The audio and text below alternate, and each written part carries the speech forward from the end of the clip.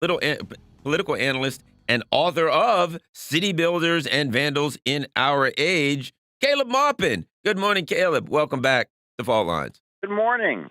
All right, so Star Trek is beginning here.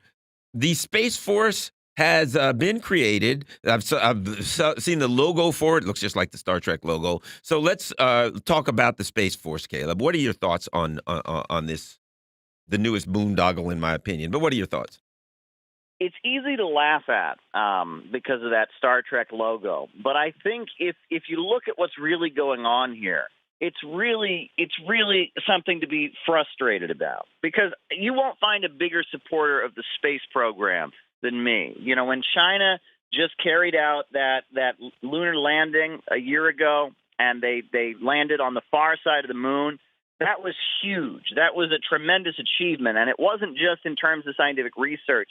You know, one of the main motivating factors for China to go to the far side of the moon was to extract helium-3, which is a rare isotope that is used in fusion energy research. And if they are able to make any big leaps in fusion energy, that could be a big game changer on the planet Earth in terms of energy, in terms of getting us off of fossil fuels. It would be huge. And, you know, Russia is also on board with this fusion energy research and scientific development. You know, Vladimir Putin said our country is actively participating in this project. It's now prepared to suggest that Russia's scientific infrastructure for joint research, joint scientific investigation, international scientific teams. I mean, this is big. I mean, Russia and China are calling for international research around fusion energy, and that moon landing from China was part of that. That's all very exciting. I'm not opposed to the space program at all. Before John F. Kennedy was assassinated, he actually called for the moon mission, not to be a space race, but at the UN, he actually called for a joint mission between the USA and the Soviet Union to go to the moon. So the space program is a great thing, but this Space Force, if you look at what it's about, it's not about scientific research. It's not about expanding NASA and making new technological breakthroughs. It's a military project. It's a military operation. That's what Trump basically made it. And when he made the announcement earlier that he was calling for it, he basically said, we don't want China and Russia and other countries leading us. We've always led, and we've gone away afield for decades we're going to be the leader by far. We're behind you 1,000%. He's basically saying that instead of cooperating with Russia and China in some of the important stuff they're doing that involves the space program and science and technology, he wants to build a military force in space that will compete with the world. I mean, this is just the wrong approach in my view. Well, let me ask you this. Do you think that, my first thought is, okay, this is about, money. It's about, hey, how do we shuffle more money into, Raytheon? But well, what are and the by other the way, that's 100. Let me just Yeah. point out, that is 100% true. And the way we know that for sure is that I take the metro here in D.C. And when you go to the metro in D.C. and you get off at the Pentagon station, every sign a few months ago was talking about the Space Force. Does that make sense? So what they're doing is this is one of the advantages of living in D.C. is I could see that when the people who go to work at the Pentagon got off the train in the morning, they're immediately hit with advertising about the Space Force. So, Garland, you're exactly right. And like I say, I know it because I saw the ads. So it's not a guess. You're right. It's not a guess. Those are the ads. And let me ask you this, Caleb. Let me throw this in there. I've been watching news lately. General Joseph Dunford, Joint Chiefs of Staff Chair, joins the Lockheed Martin board. He retires chairman of the Joint Chiefs of Staff. He goes to the Lockheed Martin board, and I see this as all as one. So what do you think, Caleb? Is it only about money? Is it about, the neocon, the world hegemony dominating Russia? But what are your thoughts about it from a broad perspective? Well, I think it has some other factors as well. For example, one thing that's very popular among young Americans, and young Americans overwhelmingly, are not voting for Trump. He's not big among the younger folks. But one thing that is popular among young Americans is what they call LARPing, or live action role play, where people, dress in costumes like their favorite characters from Star Trek or Star Wars or Harry Potter or whatever. And that I feel like on some level, Trump is trying to play into some kind of adolescent fantasy that he's going to start this outer space fighting force. He's making your science fiction movie fantasy come true. And it's kind of sad, and it shows a kind of adolescence in our politics that this is Trump essentially trying to appeal to younger voters in some way. And that's kind of sad. But the other thing, though, is that, if you look at the actual space race of the 50s and 60s, part of what made it happen was a huge amount of government investment in education, funding for science and math. And today, American school kids are way behind people in Europe and other countries when it comes to science and math. But, Betsy DeVos, who is Donald Trump's Secretary of Education, she is all about school choice. She is all about charter schools. She's all about replacing schools with religious institutions. She is not about some big, huge, funding for science and math education. If you look at it, I mean, it's just tragic. I mean, it's really tragic. I mean, this is taking something that could be a huge opportunity. When you've got Russia calling for joint fusion energy research, when you've got China making their huge breakthroughs on the moon, we could be part of this. I mean, this could be a three-way effort. Russia, China, the United States teaming up, getting fusion energy. That would be great. But instead, we've turned this into, let's have a confrontation. Let's take the new Cold War of putting missiles in Europe and escalating tension with Iran and a trade war with China, and let's take that to outer space. Let's take this confrontational view of things to a whole new dimension. I also am curious, the Pentagon has 5 sides, and that's for 5 branches of the armed service. Are we now going to make it a hexagon? Are they going to add another side to the Pentagon for this Space Force? I mean, this is just silliness.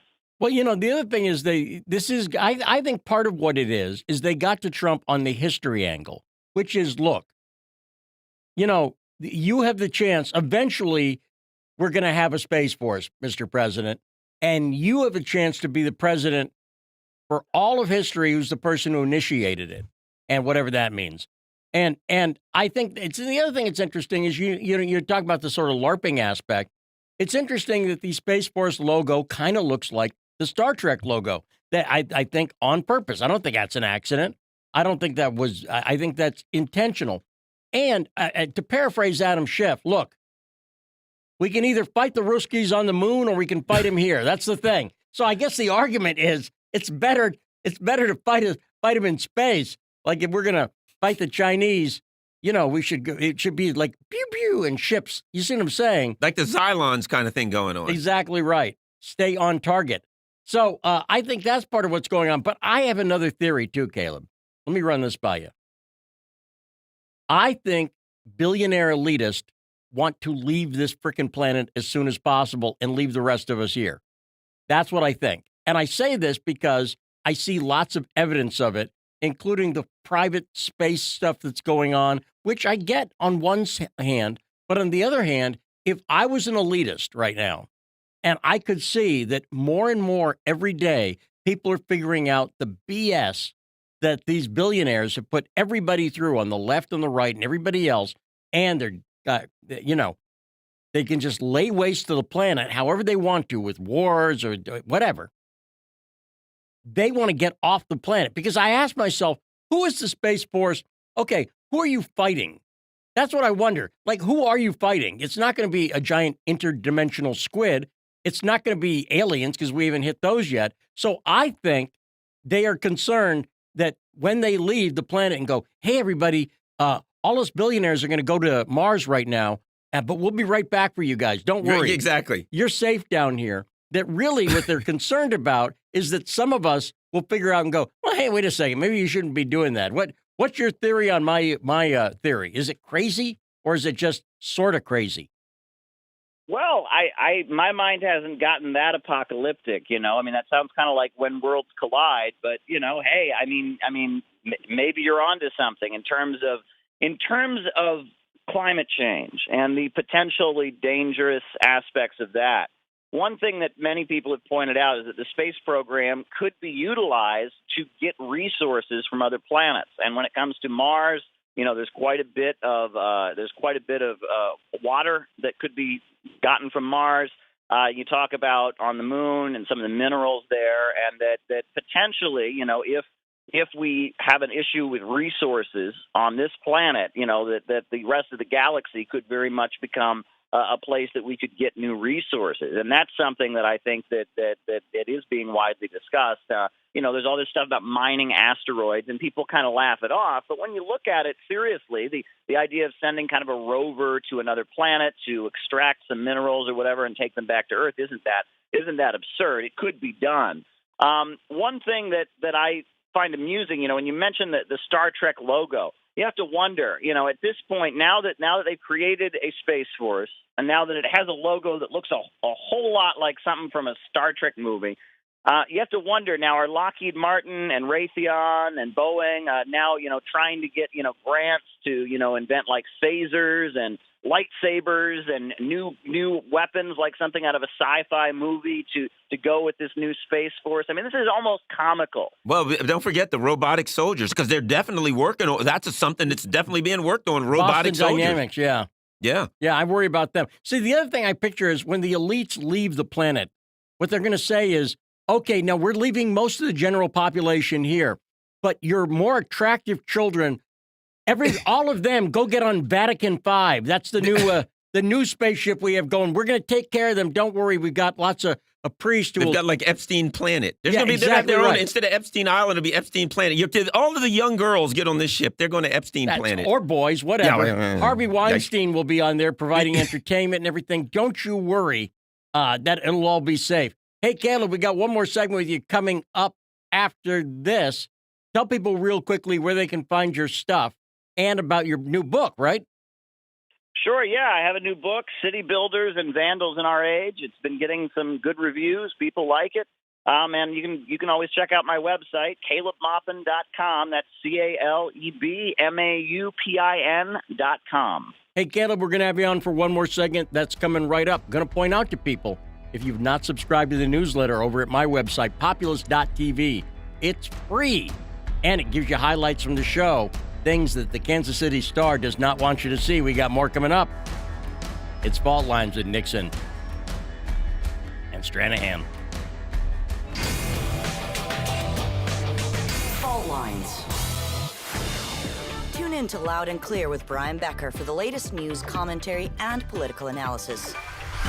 What's really behind the political and social crisis gripping the United States and the world? If you're tired of a superficial and shallow reporting for the mainstream media, here's your alternative. Forget the spoon-fed sound bites from pundits who know so little about so much.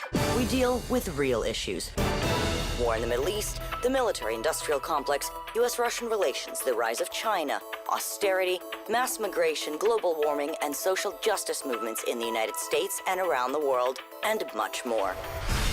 We bring you independent experts, analysts, and activists. Learn what really makes the decision makers take from the boardroom of Wall Street to the West Wing of the White House. Here is where the people fighting for chance speak and are heard loud and clear. 5 days a week on Radio Sputnik and SputnikNews.com.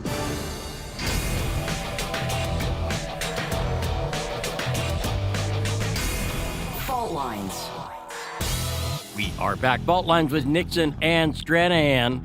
Garland is leaving tomorrow for the UK. Jamal Thomas will be filling in for Garland for the next few days. That's going to be great. And we'll hear from Garland on Friday, because that's the day, Garland, Brexit's happening. And so everything, you're going to get there on Thursday night, and then Friday you'll wake up and it's going to be a new nothing. It's not going to be really that different. You're not going to see much that different, but it's exciting because it's the first time you've been overseas. Yep.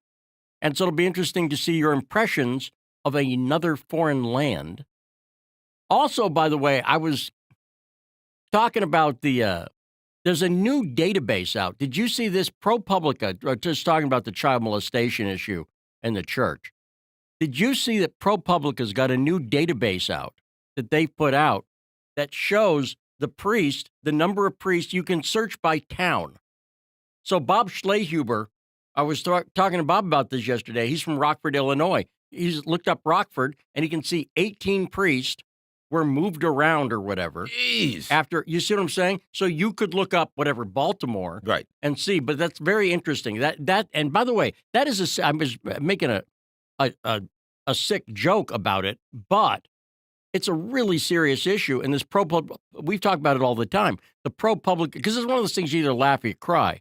The ProPublica database, very, very interesting, and people should check that out. Okay, Caleb. I'm going to ask Caleb about what I was just talking about. One of the other things, Caleb, that I thought about, and you know how, as an example, how ships can a ship will go offshore into international waters to gamble or whatever, because once they get away from international waters, the individual laws of the nations don't apply, right? Well, if you get in space, we've got these, because they're doing a lot of these ships that are just, I guess you could call them recreational. If you get in space, you got no laws apply. You're not on the planet. If you want to abuse children, if you want to do any deviant thing in the world that would be illegal on this planet, once the elites get a nice spaceship, I mean, just the kind they have where they can just go into orbit, fly around, and come back. Yeah, you get into orbit, you can do anything you want when you come back, because technically it's going to be hard to argue that you're violating the law if you're not on the planet. What do you think about that, Caleb? Well, that's certainly a concern. And, geopolitics has been a field that many of the, smartest minds in both the United States, Russia, and China have studied. And it has been noted that, there have been civilizations based on the world island of Eurasia that are very much about industrialization, that are very much about building roads and connecting regions and scientific breakthroughs. But, if you look at like the British Empire of the 1800s, if you look at even like the Romans and what they did, there are other empires that are more about controlling trade routes. Right? It's not about building up development on the land, but it's more about controlling trade routes. And that there were actually books published on this. The British Empire put out the idea that if they could have the best navy of any country in the world, if everyone who traded and was shipping products had to go through them, if all roads led to Rome, if they could be the middleman of the global economy, they could rule the world. And I feel like the way Trump is taking this Space Force is an expression of that Atlanticist viewpoint. Caleb, let me make a quick comment and get you to comment, because I throw something in there. I know you're still going somewhere. Think about this. Let's say the Russians or Chinese build a base. Right now, they've got ships going up and down to space stations, et cetera. But let's say the Chinese build a base and they're extracting something that's of great value to them, or the Russians, right? Right now, the ships are built for travel, going back and forth. What the U.S. is saying now is, okay, we're going to build a spaceship and we're going to put weapons on it. So what now? If the Chinese, Russians, whoever, are extracting extremely valuable minerals or whatever from the moon, bringing them back to Earth, and they can have some new kind of energy or whatever. Guess who now controls the trade route between the moon and can attack their bases or whatever, because we're the only ones who have offensive military capabilities on our ships. That's the other part of it too. It's seeing the moon and seeing that as a possibility for bases or minerals or whatever. And now we're saying, we're going to control that. And now we have hegemony. There's a new horizon as far as possible financial opportunities, and the U.S. wants to be the one to control that trade route. What do you think of that?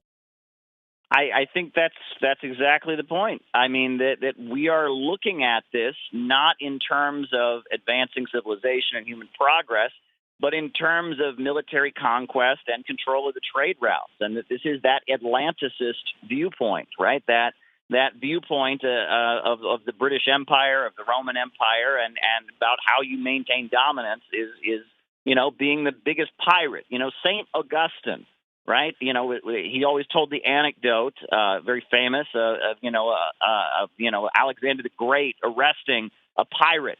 And the pirate, Saint Alexander the Great says to him, he says, "How dare you, wage terror on the high seas?" And the pirate says to Alexander the Great, he says, "How dare you wage terror against the whole world?" Difference between a pirate and an emperor is simply a matter of strength, right? That an emperor is strong enough to rule the whole world. A pirate can only rule with his ship. This is very much, it looks like we're getting ready to engage in some kind of space piracy. We're going to claim some territory in outer space, and if Russia and China want to take their ship or their drone or their whatever through it, they gotta come through us. They gotta pay us tribute. I mean, this is primitive thinking. This is the kind of thing that holds the civilizations back, that leads to big wars. This is not what we need in the new frontier of space travel.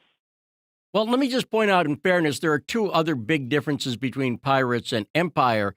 peg legs and parrots. But okay, Gordon, we got a call, don't we? All right, how about we go to Connie in Houston? Connie, you're on. Hello. Hi, Caleb. Good hearing from you. I don't know if you remember, I met you about a year ago, and I'm very interested in everything you're saying about the Space Force and the space program. And my question, which I'd like you to address, is reflects kind of the whole dichotomy in the administration and what's going on now between which forces are we going to follow, these geopolitical forces or these forces for development cooperation, because total opposite of the Space Force, which is not getting any publicity, is the Artemis program, which is under NASA, which is totally calling for cooperation between the U.S., Russia, and China in space. Cooperation, the total opposite of what the Space Force is. And I was wondering if you could speak to that as far as the two different philosophies toward Earth and toward space. Thanks, Connie. Caleb. Well, I mean, it seems to me there are different forces within the Trump administration that want different things, and that part of, I think, this impeachment charade is an effort by certain forces to control Trump.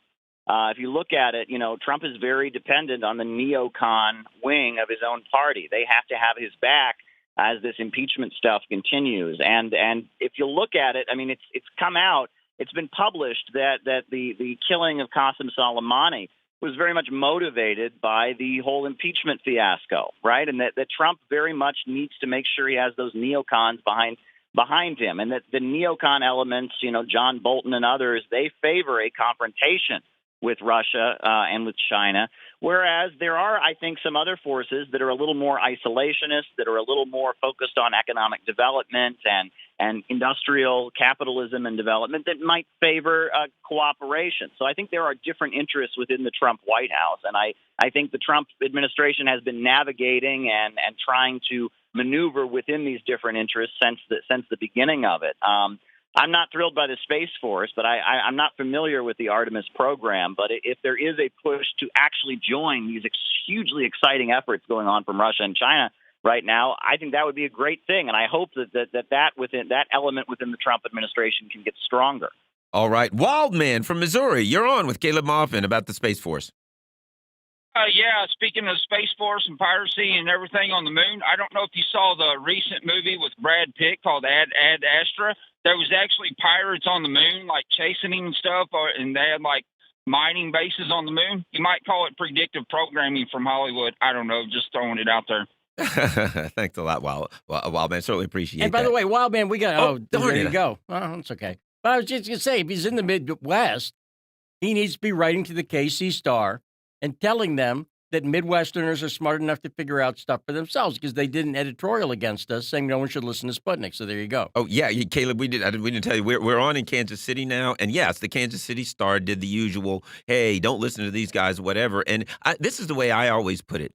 To me, it's just censorship and book burning, and it's elitism. The elitists are saying, look, listen to us. Read what we have to say, but don't listen to anybody else. And to me, I've always felt like this. You know what? Look. Read the other stuff. I think Washington Post, and I don't think a lot of the Washington Post or the New York Times, but I don't say don't read it. I say read it. You can learn a lot from it. But what are your thoughts on that? You got any thoughts on that, Caleb, the whole censorship issue? Well, maybe it'll help you in the long run. I had an old friend who used to tell me the best way to get people to think about polar bears is to put up signs everywhere that say, do not think about polar bears. So maybe it'll help you in the long term. I mean, this kind of condemnation, right, in the end, it might backfire, because I think a lot of Americans are looking for an alternative viewpoint. No, they are. And your stuff on RT, I think you've shown that. By the way, I'm very curious about this, Caleb, because I see, we have RT on in the news room all the time, along with Fox, along with CNN. And but I see your smiling face all the time there. I'm very curious. What's the reaction when people, do people recognize you out in the world when you're out in New York or something like that? Do people go, hey, you're the guy from RT? Does that happen? And if so, what's the response? Oh, sure, it happens. Yeah, people see me. They say, hey, you're that guy from RT. I mean, people recognize me from YouTube also. I've got a following on there. And, hey, I mean, it happens. People see you. I will say every so often I'll be confronted by somebody who will say something to the effect of, how dare you work with a Russian media outlet, and I'll say to them, what about CNN? What about NBC? And I've noticed that a lot of the people that have kind of a bone to pick with Russian media, they also kind of just have this blank spot for American media. It has never occurred to them that American media might be pushing U.S. government interests, might be pushing wars and such. And if you sit down to them and say, wait a second, now you have total approval of American mainstream media, but you're critical of media that might be connected to Russia. Can we talk for a moment here about interests and agendas? People suddenly start to realize, it's no secret that Fox News is partially owned by Saudi Arabia, for goodness sakes, right? I mean, look at these facts, right? I mean, look at the ties of military contracting corporations. NBC has got that whole history with General Electric. Mainstream media in this country has an agenda and pushes an agenda. Whereas, if you look at alternative media, it's much more open. There are far more diversity of views and perspectives. It's a whole different thing. The way people portray media outlets and such is just it's very, very biased. And we have a lot of media that gets government funding, around the world, right? I mean, BBC, that's British government, Al Jazeera and such, people need to be more open-minded. When people have this fear of hearing an alternative view, that's an element of shallowness on their own part, right? This fear that, if I better not listen to something because then that might change my mind and then I might have bad thoughts and might not please the establishment. If you're saying that to yourself, you have to ask yourself, am I really an intellectually honest person? Am I really an intellectually brave person if I'm so afraid, not because of what a media outlet says, but rather where this media outlet comes from or where this media outlet gets support? I mean, that's really kind of a shallow way of being, I don't want to have critical thoughts, so I'm going to stay away from certain news sources. That's not something people can look themselves in the mirror and be proud of themselves for saying. Well, in fairness, people want the unbiased, objective reporting of CNN and their correspondent James Clapper, for instance. That's a obviously better move. But you actually did, historically, this week they were commemorating the 75th anniversary of Auschwitz being liberated. And Vladimir Putin was over last week along with Mike Pence in Israel commemorating this. But what's interesting, you did a piece a few years ago now, talking about how even on the history in the U.S., people don't know the history, for instance, of Russia, reminder, our ally, in World War II. And that the Battle of Stalingrad, for instance, the biggest casualties that Russia was. And when it comes to liberating Auschwitz, for instance, that was Russia. That was Russia who did that. And that's why Putin was over there. It wasn't just an accident that Putin was over there. But have you found of course, you remember the piece I'm talking about. Anybody can look it up on YouTube. Caleb, you remember the piece. You did a great piece just asking people. And it's not that they're stupid, right? It's not that they're dumb people. It's just, how would you know that history from contemporary United States culture, education, and media, right? Indeed. No, there was a great ceremony at the UN headquarters that I attended, co-sponsored by Israel and Russia, to commemorate the liberation of Auschwitz. They had a photo display showing some of the survivors and showing some of the atrocities and horrendous things that happened at Auschwitz and showing some of the survivors and what they've done. There was a survivor of Auschwitz concentration camp who spoke and gave his perspective. And it was a very moving ceremony. I was really touched to be able to be there. Earlier this week at the UN, Russia actually sponsored the showing of a film that talked about some of the collaborators with the Nazis in Ukraine. It's just horrendous to see in Ukraine. They honor this guy, Stepan Bandera. He's like the national hero.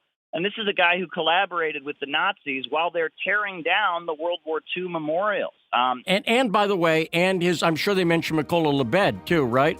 And people can look up Lebed CIA, Lebed CIA, and see the history from the CIA's own website. The U.S. backing Nazi war criminals for decades. We got more coming up. Fault Lines with Nixon. Thanks, Caleb.